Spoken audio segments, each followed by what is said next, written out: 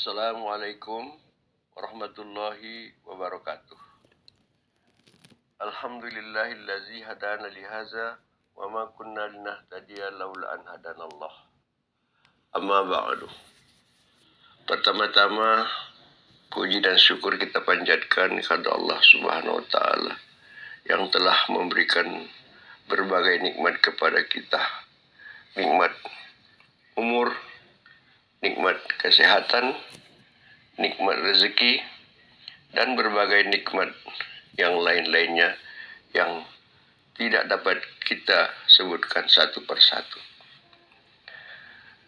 Walaupun dicatat di dalam kertas, maka nikmat Allah itu tidak cukup dengan tinta sebanyak air di lautan dengan menggunakan ranting-ranting daripada kayu sebagai penanya.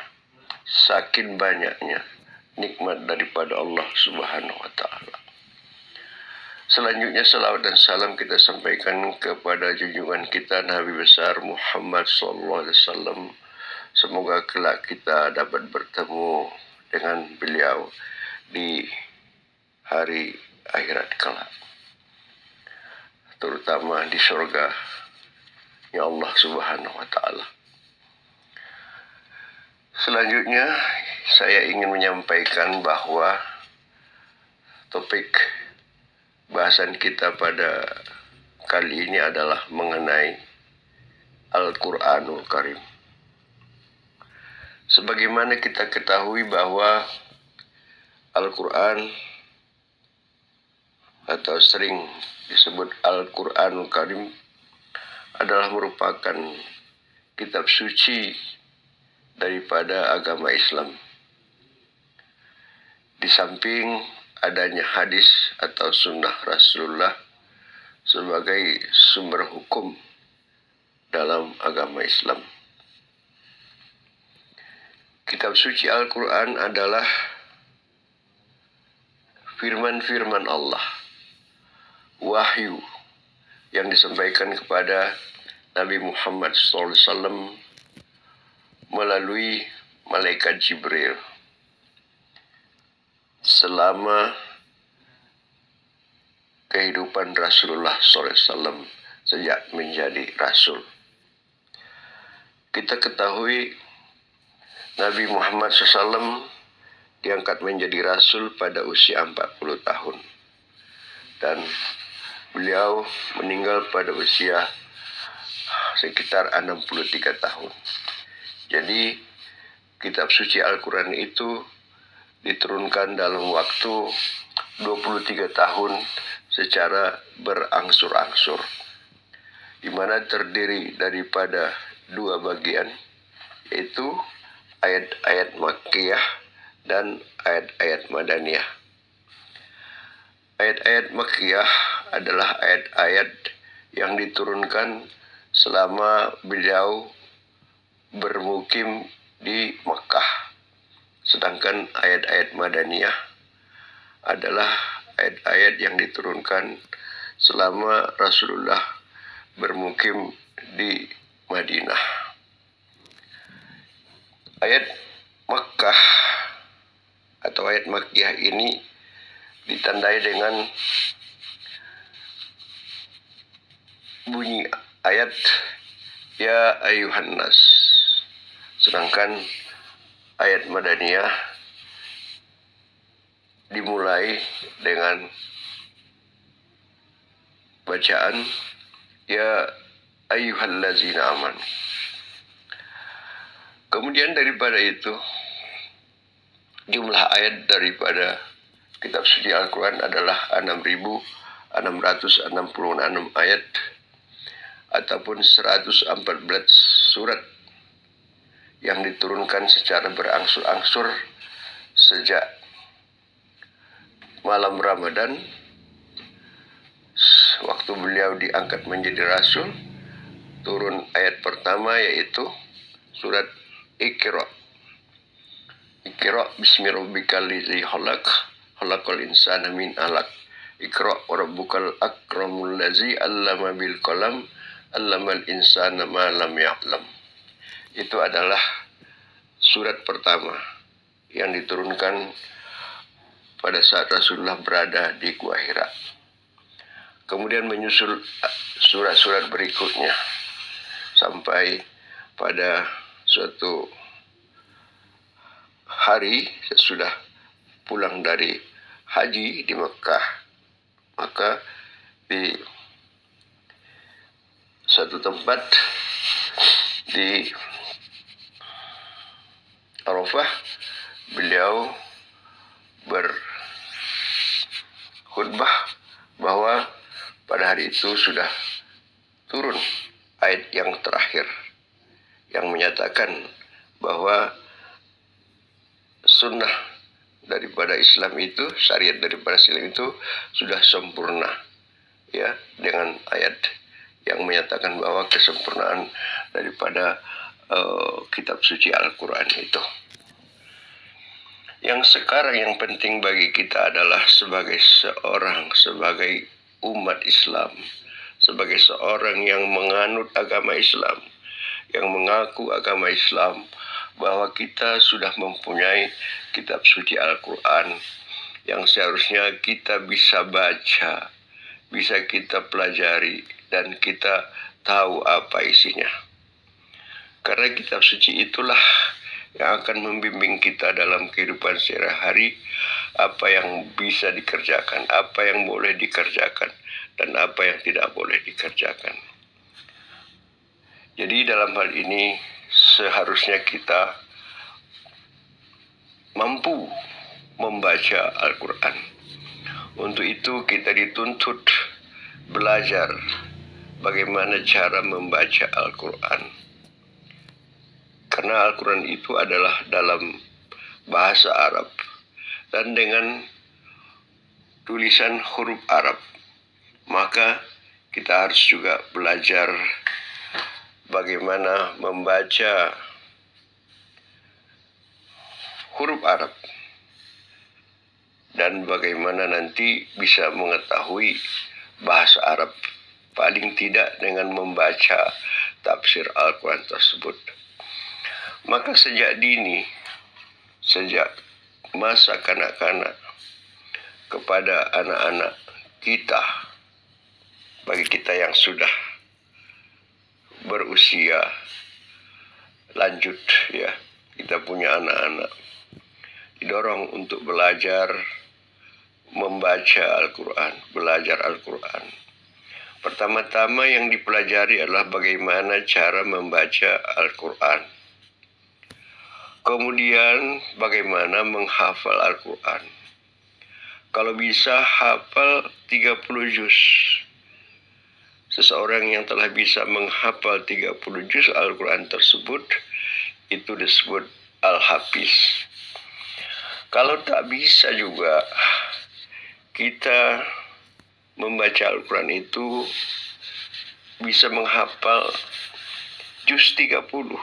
Satu juz saja, juz 30. Di mana di sana tercantum ayat-ayat yang pendek. Kalau nggak bisa juga, paling tidak beberapa ayat-ayat yang pendek itu kita hafal. Jadi di samping kita bisa baca, tapi kita juga bisa hafal. Paling tidak hafal ayat-ayat yang pendek tersebut. Karena ayat-ayat pendek itu akan berguna bagi kita nanti dalam melaksanakan ibadah sholat 5 waktu, di mana nanti akan ada ayat-ayat yang harus kita baca. Tentu ayat-ayat itu sebaiknya kita baca ayat yang pendek, karena ayat yang panjang mungkin kita tidak bisa, ya, atau sulit untuk menghafal ayat-ayat yang pendek, kecuali kalau sudah menjadi al-hafiz, ya. Jadi kita belajar bagaimana cara membaca Al-Quran yang baik, yang benar, ya, secara tartil, ya, dan bagaimana kalau bisa kita menghafal Al-Quran paling tidak beberapa ayat yang pendek. Kalau bisa 1 juz 30. Kalau bisa lagi 30 juz. maka kita akan mendapat gelar Al-Hafiz. Mudah-mudahan. Tapi kalau nggak bisa juga, paling tidak kita sering membaca Al-Quran tersebut. Ya, setiap hari kalau bisa satu halaman, kalau bisa satu lembar. Setiap hari kita baca. Di malam hari, sebaiknya di malam hari kita baca Al-Quran sebanyak satu lembar atau satu halaman. Sehingga nanti dalam setahun sudah bisa khatam Al-Quran tersebut. Kemudian kalau bulan puasa, kita usahakan bisa membaca Al-Quran itu setiap hari satu juz. 8 lembar ya, 16 halaman, 8 lembar. Kita bisa baca nanti sesudah setiap selesai sholat wajib 5 kali ya, zuhur, asar, maghrib, isya, subuh. Dan sesudah selesai sholat duha, sesudah selesai sholat tarawih, paling tidak 1 atau 2 lembar. Sehingga nanti bisa kita baca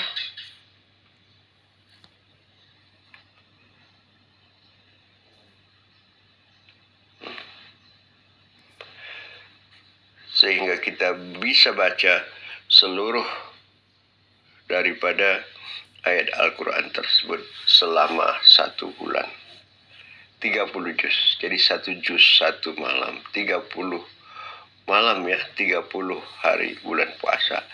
Jadi 30 hari 30 juz. Kemudian daripada itu kita bisa ada waktu kita untuk membaca tafsir Al-Quran. Karena tafsir Al-Quran itu penting kita baca. Kalau bisa usahakan seumur hidup pernah membacanya. Dari ayat pertama, dari surah pertama Al-Fatihah sampai surah yang terakhir. Qul a'udzu birabbin nas. Pernah kita baca ya. Selama hidup kita pernah kita baca paling tidak sekali. Kalau bisa sering-sering kali kita baca tafsir. Kalau kita tidak belajar bahasa Arab. Kalau kita belajar bahasa Arab tentu tidak masalah. Otomatis kita akan bisa menerjemahkan sendiri ayat-ayat Al-Quran tersebut. Selanjutnya yang penting bagi kita adalah bahwa kitab suci Al-Quran ini adalah sesuatu yang bisa menerangkan pikiran kita. Kalau kita pembacanya tiap malam, alhamdulillah setiap kita selesai membaca Al-Quran tersebut, bisa menenangkan pikiran kita, bisa membuat kita itu tidak gelisah, selalu berserah diri kepada Allah. Sehingga dengan demikian kita merasa tenang dalam hidup ini. Jadi dengan membaca Al-Quran bisa menenangkan pikiran. Kemudian khasiat lain daripada membaca Al-Quran itu adalah nanti di alam barzah, bacaan Al-Quran itu akan datang menemani kita. Karena di sana, di alam kubur, tak ada kawan kita, tak ada saudara-saudara kita, atau anak kita, atau siapa-siapa saja pun yang mengawani kita di sana. Jadi kawan kita siapa? Ya tadi itu, bacaan-bacaan Al-Quran yang kita baca itu akan datang menemani kita dengan wujud ya yang menyenangkan kita, yang buat kita di sana itu merasa senang ya. Jadi dengan membaca Al-Quran kita nanti di alam barzah akan mempunyai teman, tidak sendirian, tidak berada dalam kegelapan, tapi kita berada dalam alam yang terang, alam yang tidak sempit. Kuburan itu sempit, tapi bagi kita itu menjadi tidak sempit. Dan mudah-mudahan bisa menjadi bagian daripada taman surga, Raudatul Jannah. Kemudian Al-Quran itu juga bacaan-bacaan yang kita lakukan terhadap kitab suci Al-Quran adalah nanti di Yaumil Mahsyar, waktu melakukan penimbangan, ya, menimbang neraca dosa dan pahala kita, maka Al-Quran itu bisa memberikan syafaat kepada kita sehingga dosa-dosa kita bisa dihapuskan ataupun bisa dikurangi sehingga pahala kita tetap lebih banyak daripada dosa-dosa kita. Dengan demikian kita terlepas dari azab api neraka. Jadi saya sangat menganjurkan supaya kita selaku orang yang beragama Islam bisa membaca Al-Quran dan sering membaca Al-Quran. Kemudian pernah membaca tafsir Al-Quran. Kemudian kita kalau bisa menghafal Al-Quran. Nggak bisa semuanya satu juz, nggak bisa satu juz, beberapa ayat yang pendek. Karena Allah Subhanahu wa Ta'ala sangat bijaksana bahwa Allah Subhanahu wa Ta'ala telah menurunkan Al-Quran itu melalui malaikat Jibril dengan ayat-ayat yang panjang dan ayat yang pendek. Dalam pikiran kita, kenapa Al-Quran itu dibuat sedemikian? Ada ayat-ayat yang pendek, ada ayat-ayat yang sedang, dan ada ayat-ayat yang panjang. Tentu saja itu adalah untuk mempermudah kita, ya. Saya rasa itu yang penting, satu, bahwa mempermudah kita untuk belajar membaca Al-Quran dan menerapkannya dalam kehidupan sehari-hari. Kalau semua ayat-ayatnya panjang, susah kita memilih mana nanti yang dipakai untuk ayat waktu melaksanakan sholat wajib. Tapi kalau semua ayatnya pendek pula nanti terlalu banyak. Berapa? Bukan 115 surat lagi. Banyak sekali. Tentu kita bingung surat mana mau yang dipakai untuk nanti dalam sholat 5 waktu sehari semalam. Jadi saya menganjurkan supaya kita yang beragama Islam ini menguasai kitab suci Al-Quran dengan membacanya, dengan membaca tafsirnya dan mengamalkannya. Inilah yang ingin saya sampaikan sekali ini. Saya mohon maaf kalau ada kekurangan di sana sini. Billahi taufiq wal hidayah. Wassalamualaikum warahmatullahi wabarakatuh.